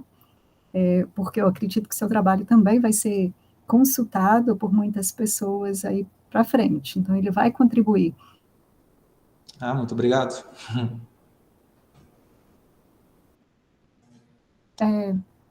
É uma carência, né? Aí, em relação às dúvidas aqui em relação ao trabalho, a tarifa social, ela, aí no município, ela é estipulada pela companhia de saneamento? Sim, nós temos uma assistente social que ela segue alguns critérios, né? Então, é uma assistente social dentro da companhia? Exatamente, é ela que faz a avaliação, né? Só que eu discordo diametralmente da metodologia, né, que é usada, porque tu não consegue fazer de fato um trabalho mais assertivo. Sim. Então, esse é o meu produto, eu quero focar nisso, enfim, né, entregar para o gestor, podemos melhorar, né? Podemos ser um case de sucesso. Sim. O fato, assim, numa visão geral, no Brasil, a maior parte das companhias não tem uma pessoa nessa área. Então, a situação no Brasil ainda é pior do que a situação que vocês têm aí hoje, né? Então, só o fato de ter uma pessoa relacionada à área já é um grande passo, né? Tudo bem, né? A discordância em relação à metodologia faz parte do processo, né? A gente tem que evoluir, isso acontece em todas as esferas, né? E aí o ponto, né, que eu quero chegar é que às vezes a gente evolui na metodologia em termos de dissertação, em termos de tese, e é isso que a gente tem que fazer mesmo. Mas a gente tem que ter um olhar para quem vai executar a metodologia que a gente está propondo também, né? Então, o que eu acho que seria importante no seu trabalho, você avalia a metodologia que seria ideal para a sua área de estudo, mas avalia também a capacidade de implementação do órgão da metodologia que você está propondo. Por que eu estou dizendo isso? Para que a sua dissertação não fique só no Prof. Água, para que o órgão ele possa se apropriar da metodologia e conseguir executar. E aí, esse conseguir executar é com os dados atuais e executar também daqui a alguns anos, atualizando os dados. Ele tem que ter a capacidade de atualizar os dados que ele está entregando na metodologia, né? Por que eu estou dizendo isso? Você está propondo um levantamento, um recadastramento, né? Que tem que ser feito, mas esse recadastramento feito agora, ele não serve para daqui, vou colocar um cenário aqui, 5 anos, 10 anos, entendeu? Então, um novo recadastramento deve ser feito nesse período. Então, esses pontos, eles têm que ficar claros na sua metodologia para que o órgão consiga executar no futuro.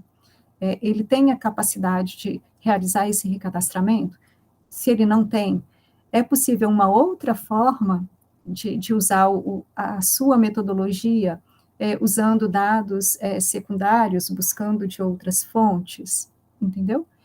Se for possível, talvez um teste, com o seu recadastramento, com uma fonte secundária, a comparação dos dois resultados ficou muito discrepante. Se você achou que ficou discrepante, não dá para utilizar, entendeu? Então, é lógico que você tem que avaliar dentro da sua capacidade, né, de produção da dissertação, seu tempo de execução, porque, às vezes, implementar a sua metodologia já vai ser um trabalho árduo dentro do tempo que você tem, e você não tenha tempo suficiente para testar com um parâmetro secundário, entendeu? E aí, se não há tempo, talvez, deixa lá como sugestão para trabalhos futuros, esse teste. O que eu estou chamando a atenção é para você deixar essas observações no trabalho, para que o órgão, no futuro, ele tente adaptar a sua metodologia usando um dado que vai cair no cenário que está hoje. Entendeu? Sim, são esses pontos que eu tenho, assim, de observação, que talvez possa ajudar aí a fechar o seu trabalho e tentar deixar ele mais execuível para o órgão que hoje implementa a tarifa. Entendeu? Muito obrigado. São essas observações. Foi sensacional, muito obrigado. Tá, joia. Então, parabéns, Juliano. Agora, próximo trabalho, né, chegou no horário agora também, meio-dia. Leonardo, se quiser já disponibilizar sua apresentação.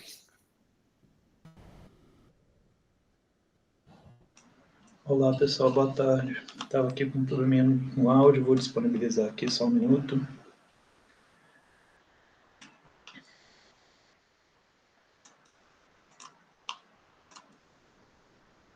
Vocês já estão visualizando aí? Sim. Ok. Então, pessoal, boa tarde. Meu nome é Leonardo Klosowski, eu sou aluno do seminário do mestrado do Prof. Água pelo polo da UNB, Brasília. O meu projeto de pesquisa é avaliação de planos estaduais em recursos hídricos no Brasil. Eu conto com a orientação do professor Wilde Cardoso, da Agência Nacional de Águas, convidado pelo UNB, a linha de pesquisa e metodologias para implementação dos instrumentos de gestão de recursos hídricos. Então, os planos estaduais de recursos hídricos, eles são previstos pela Lei 9433, que é a Lei das Águas, né, que estabelece também a Política Nacional de Recursos Hídricos. Né, os planos estabelecidos nessa política, eles definem a agenda de recursos hídricos, né, em uma região. Né, ele pode ser no âmbito nacional, estadual e de bacia hidrográfica. Né, ele traz, na verdade, ele procura disciplinar os usos dos recursos hídricos em cada região, né, na sua região de abrangência. Né. Disciplinar os usos dos recursos hídricos e também trazer quais seriam as ações, as metas a serem alcançadas para que no fim das contas a ideia é você garantir a água em quantidade e qualidade adequada para gerações futuras, né? Por isso que são feitos os planos de recursos hídricos. Então, já indo para os planos estaduais, eles, na sua área de abrangência, né, cada unidade de federação, eles visam orientar os usos, né, garantindo aí, sempre observando as características políticas, econômicas, sociais, ambientais de cada unidade da federação. Ele possui um conteúdo mínimo, né, esse conteúdo é estabelecido pela Resolução 145 do Conselho Nacional de Recursos Hídricos.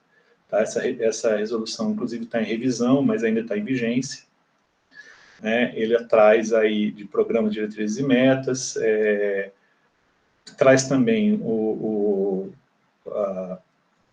as etapas iniciais, né, o prognóstico, o diagnóstico de cada situação de recursos hídricos em cada estado, né? Porém, ainda, né, a motivação desse trabalho, porque ainda faltam ações referentes, né, para acompanhamento e avaliação de cada plano. Eles existem, mas ainda não se sabe ao certo o quanto eles são efetivos, o quanto eles estão sendo cumpridos. Tá? E aí eu venho para o objetivo, que é acompanhar, avaliar a implementação em cada UF, que vai ser objeto desse estudo, cada unidade da federação. Para isso, eu vou avaliar a implementação dos planos de ao menos uma unidade de federação de cada uma das 5 regiões geográficas do Brasil.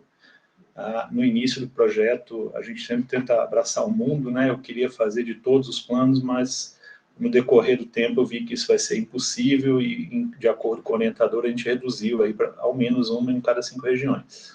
Pode ser mais, dependendo da quantidade e qualidade das informações prestadas, mas ao menos uma eu quero garantir. Né? Para isso, eu vou utilizar como ponto de partida uma dissertação de mestrado do senhor José Marco José Melo Neves. Ele é especialista em recursos hídricos da Agência Nacional de Águas. Ele apresentou isso em 2004, ou seja, já tem aí quase 20 anos, ela precisa ser atualizada. Né, na pós-graduação em Tecnologia Ambiental da Universidade de Brasília. Então, utilizando os dados já publicados pelo Marco Neves, né, que inclusive deu anuência, está dando muito apoio para o trabalho, então, fazer primeiramente uma pesquisa bibliográfica dos planos, né, e estudo de caso de alguns deles, usar essa pesquisa como base para fundamentação teórica, né? E aí, depois dessa pesquisa, aí a gente definir quais seriam realmente os planos mais representativos para esse trabalho. Para definir os planos, primeiramente eu vou considerar alguns aspectos, né?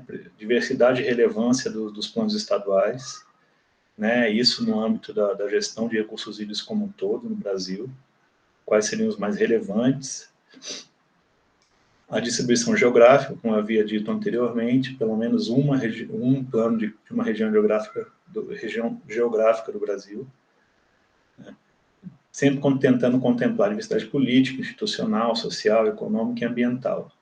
né, tentar pegar alguns planos que sejam assim diferentes entre si nesse aspecto, tá, e as dificuldades que cada um pode apresentar. A abrangência mínima do conteúdo e a disponibilidade desse conteúdo. Então, eu vou dar preferência para aqueles estados que comuniquem melhor os seus planos, que façam essa comunicação de forma mais clara, mais abrangente, para que a gente não fique apenas na análise dos resumos executivos de cada plano, que eu posso pedir isso para as secretarias ambientais de recursos hídricos, mas apenas um resumo acho que não definiria bem o escopo do trabalho. Então, aquele que tiver maior quantidade de qualidade de informação prestada vão ter prioridade na escolha da análise. E ao fim do trabalho, né, eu espero poder estabelecer de 2004 até esse ano, 2023, né, a evolução das políticas estaduais de recursos hídricos, para saber se realmente os planos são efetivos para a gestão estadual de recursos hídricos, ou se são meros planos de gaveta, meros documentos que são feitos e depois não são realmente trabalhados e acompanhados.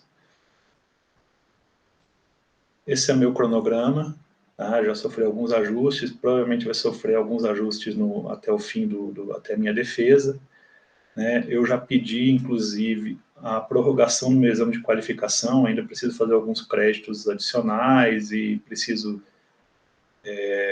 trabalhar melhor. Eu tive alguns compromissos profissionais nesse último semestre que me atrasou um pouco, mas eu acredito que até dezembro de 2023 eu consiga fazer a defesa final, né, definindo os estados, coletando dados, análise, todo o trabalho que eu preciso fazer para que eu entregue um trabalho de qualidade no final. E como produtos, eu espero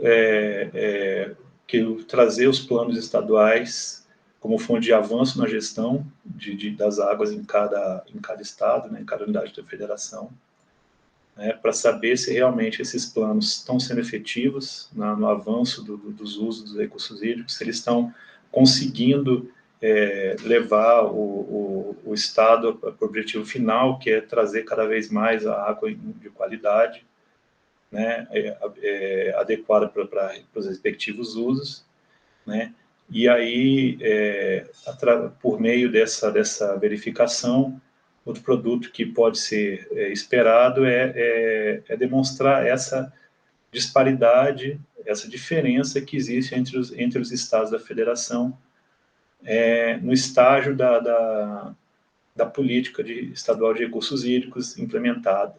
Né? Como exemplo, eu uso aqui o estado do Amapá, que está agora elaborando o seu primeiro plano estadual de recursos hídricos, né? Contou com o apoio do Ministério do Desenvolvimento Regional, está fazendo agora seu primeiro plano, enquanto o estado de São Paulo já está no seu sexto, sétimo plano de recursos hídricos, tá? Isso contando com as revisões, horizonte temporal, tudo isso. Então, os estados são bem díspares quanto a isso, né? E aí essa disparidade pode balizar os órgãos gestores federais, inclusive, para tentar nivelar a implementação, que é o que mais interessante como um todo, né?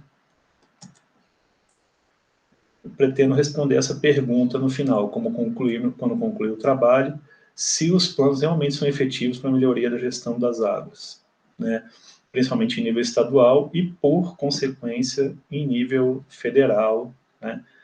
Que a gente procura estabelecer essa relação direta aí com esse trabalho também. Eu agradeço aí né, o texto base, né, a CAPES, né, a UNB, o mestrado profissional.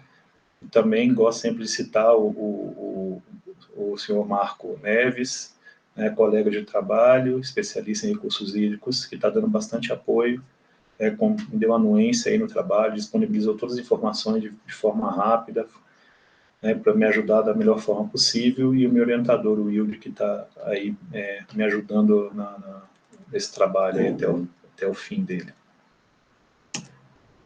Agradeço a atenção.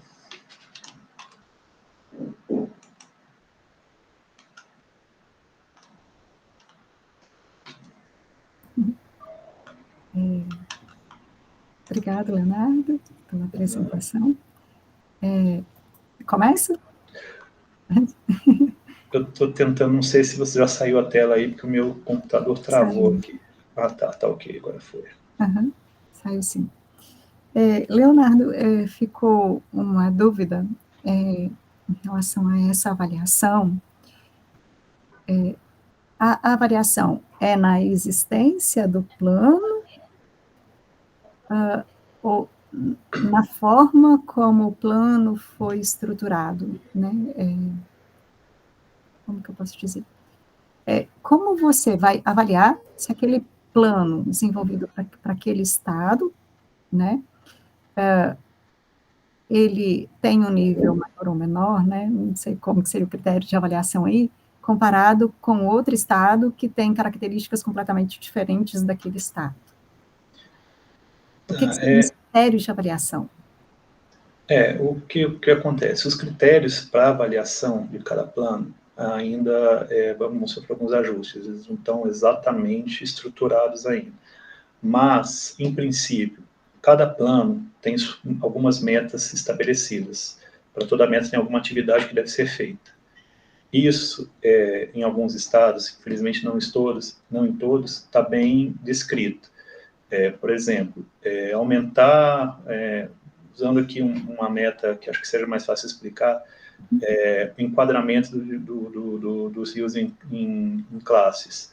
Eu preciso chegar num determinado corpo d'água, em classe 1, por exemplo, classe 2, hoje ele é classe 3. Né? Eu preciso fazer tais atividades para que isso aconteça. Né? Despoluição, disciplinar o uso, restringir o uso de algum tipo de indústria que possa ter ali perto. Eu quero saber se isso está sendo feito, se isso foi atingido, em quanto tempo. Essa questão da diferença dos estados, eu não pretendo avaliar essa diferença conjuntamente. Eu acho, talvez fosse melhor explicado, eu vejo isso como um subproduto. Né? Depois o produto, podendo dizer onde o plano está sendo efetivo, qual estado está trabalhando mais, de acordo com o seu próprio plano, com as suas metas estabelecidas, talvez trazer essa diferença. Como eu disse, a Amapá e São Paulo seria uma. Ceará, por exemplo, é um estado bem avançado. Minas Gerais também tem essa característica. Outros estados nem tanto. Amazonas, principalmente a região norte, ainda está bem atrasada nessa questão de planejamento de recursos hídricos. Eu quero saber, assim, por exemplo, o São Paulo já está pensando em enquadramento, que enquadramento é um instrumento bem complicado de ser implementado. São Paulo já pensa nisso? A Amazônia não está nesse estágio ainda. Ela precisa pensar em outras coisas. Né? Então, é a partir disso que eu pretendo fazer. Mas o principal seria realmente ver separadamente cada plano, se eles estão sendo efetivos. Tá. Então, pensando aí na estrutura, talvez, a comparação dos planos com a implementação dos instrumentos. Sim. Em qual nível dos instrumentos aquele plano já conseguiu chegar? Ou na evolução dos planos, se houve evolução na implantação dos instrumentos ao longo daquele período avaliado. Instrumento seria um indicativo, mas o plano traz outros, por exemplo, inclusive organização institucional. Né? Eu preciso saber se o plano prevê que precisa aumentar o número de técnicos na Secretaria de Recursos Hídricos. Você precisa criar, dentro da Secretaria de Meio Ambiente, um departamento exclusivo para recursos hídricos, ou se ela dá conta com o corpo técnico existente hoje. Ele traz isso também. Outra coisa, orçamento, finanças. O plano diz, olha, você precisa aportar tantos milhões nos primeiros 3 anos para conseguir chegar numa meta. Isso é feito, isso é pedido, é complicado conseguir esse dinheiro, a gente sabe que é complicado, sim, mas em alguns estados conta com financiamento externo, tem mais facilidade para conseguir recursos, inclusive internacionais, outros têm mais dificuldade. Então, o instrumento seria um dos indicativos, talvez o mais fácil de se mostrar, mas existem outros que eu procuro buscar. Seriam seus objetivos específicos. Sim. Exatamente. Cada um desses vai compor seu objetivo específico da dissertação. Isso. É um trabalho que vai ser bem complexo, a redação dele não é fácil, né, o texto, a estruturação do texto não é fácil, você vai ter um Sim. trabalho árduo aí. Talvez uma dica aí, né, na organização da estruturação, está bem claro na sua cabeça quais os pontos que você tem que avaliar. Transforma cada ponto desse em um objetivo específico. Pega cada objetivo específico desse e coloca na metodologia, descrevendo a metodologia que você precisa abordar para atender esse objetivo. E aí, nos resultados, cada tópico de resultado, né, descrevendo como você atingiu cada objetivo deles. E aí, depois ainda um fechamento geral, para você atender o seu objetivo geral. É um trabalho... Pesado. Sim. Por que eu estou falando isso? Porque, embora você não vá pegar todas as regiões, 5 é muito. Pois é. No início eu queria pegar 27, mas é impossível. É impossível, entendeu? Eu já tive até a ideia de reduzir ao Distrito Federal, que é onde eu moro. Mas eu acho que eu preciso trabalhar também nessa diferença, então eu vou buscar o máximo possível. Né? Talvez fazer por partes. Sim. Roda a sua metodologia toda para o Distrito Federal, depois roda toda a sua metodologia para uma outra região, talvez próxima ao Distrito Federal, e aí você vai avaliando o seu tempo, porque no mestrado, né, a gente só tem 2 anos, e talvez não dê tempo de você fazer tudo. Se você roda toda a metodologia para cada região, né, finaliza uma análise para começar outra região, vocês podem chegar à conclusão que não dá para fazer 5, e aí fica no número que vocês conseguiram executar. Você vai ter resultado para uma dissertação. Tá. Né? Então, talvez rodar tudo por região para garantir que você consiga concluir aí dentro do tempo que você tem para desenvolver o mestrado. Garantir ao menos uma aí, né? De primeira. Sim. Garantir e depois, se tiver tempo, começar a expandir Eu entendo a ânsia por pegar outras regiões, né? A gente fica louco para poder comparar, né? É um trabalho super interessante, mas a gente tem que colocar o pé no chão também para que você consiga, né? A gente sabe que fazer o mestrado, né, profissionalizante, trabalhando, não é fácil, o tempo é limitado, você não está com a dedicação exclusiva, então, assim, você tem que ir controlando o seu tempo para você conseguir defender no ponto. Em termos de estruturação do trabalho, eu acho que está muito bom, né? Você sabe o que você quer fazer, sabe como você tem que fazer, então, você tem tudo para finalizar a sua dissertação, só me preocupa o volume de trabalho. Então, talvez executar aí por partes, né, te ajude a ter um resultado na época que você vai precisar. E se não der para fazer as 5 regiões, né, não é para ficar frustrado, né, porque o trabalho é volumoso, né, mas se conseguir fazer mais regiões, maravilha. Mas se não der, é o que é possível nesse caso, tá bom? Ok. Obrigado, Eliane. Legal. Leonardo, também eu concordo com a professora que é um trabalho bem árduo e, né, a gente viu que pela sua fala que você já tem, né, os seus indicadores ali, tudo que você pretende trabalhar, então acho que é só organizar isso, né, em termos já de texto, já definindo quais são os critérios de avaliação, né, dos planos, fazendo, né, eu acho que primeiro você tem que definir certinho essa metodologia, né, eu acho que essa metodologia já vai ser um produto. Sim. Essa metodologia que você está propondo já é um produto, né, de análise dos planos, né, e aí tentar colocar alguns exemplos de aplicação, né, faz um primeiro, faz um segundo, de repente colocar extremos, condições que você possa diferenciar um plano bem adiantado, já os planos que já estão em andamento, que estão sendo aplicados, e um que está começando, e um intermediário, de repente você vai vendo no seu tempo. Okay. Eu acho que fica essa sugestão de pegar pontos extremos, assim, de Certo. atuação. Uhum. E fica também outra sugestão, verificar certinho o tempo que você tem à disposição, né? Você colocou no seu cronograma até dezembro, né? Você ingressou nessa turma de 2022, né? Foi 2022, primeiro semestre. Primeiro semestre. Então, teoricamente, 2 anos ainda vai até março ali, ó, você pôs dezembro. Pois é. Dá para Mas se esticar um der pra, pouquinho. mas se der, ver com quais definições que vocês, qual é o prazo mesmo que vocês querem fazer. Tá. E aí eu acho que, né, eu acho que tem muita referência também, dá uma procurada, você citou esse trabalho, mas tem outras referências, eu acho que de análise de plano, aí tem que definir também quais critérios você vai usar. Eu acho que, se não me engano, já foi feito algum trabalho, não tenho certeza que o plano aqui do Paraná foi feito alguma análise, mas dá uma olhada nos trabalhos do Profiago que deve ter outras referências de análise de plano.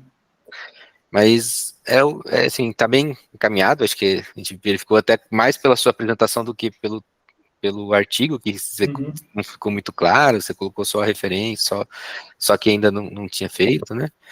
Mas eu acho que com a sua fala, eu acho que esclareceu um pouco mais, né? E eu acho que você está bem encaminhado com a fala, foi melhor do que o... Então o tempo entre a entrega do artigo e a apresentação deu tempo de pensar um pouco melhor como falar e estruturar a apresentação, acho que é por isso. Então acho que... Mas, no geral, acho que, né, a ideia é muito boa, eu acho que é um produto bem importante, né, como o Profiago e para os órgãos, né, de regulação de recursos hídricos. Essa é a intenção. Tá, joia. Parabéns, então. Obrigado, professores. Eliane, Eudes, obrigado aí pelas sugestões. Com certeza vão ser consideradas. Eu acho que a gente encerra, não sei se precisa dar mais alguma coisa. Aline? Oi, não, somente isso. Professores estão com as fichas, né? Sim. Isso, tem as fichas, vocês dão um prazinho pra gente preencher, né? Claro. Só para saber se vocês estão com a ficha, e é isso mesmo. Agradeço aos professores, aos alunos, e fica aberto ao convite aí, se vocês quiserem participar dos demais trabalhos, para verem, né? No nosso site tem todos os links. Tá, a gente vê lá. Tá bom? Então, agradeço. Boa tarde a todos. Boa tarde. Boa tarde a todos. Tchau. Boa tarde, pessoal. Obrigado.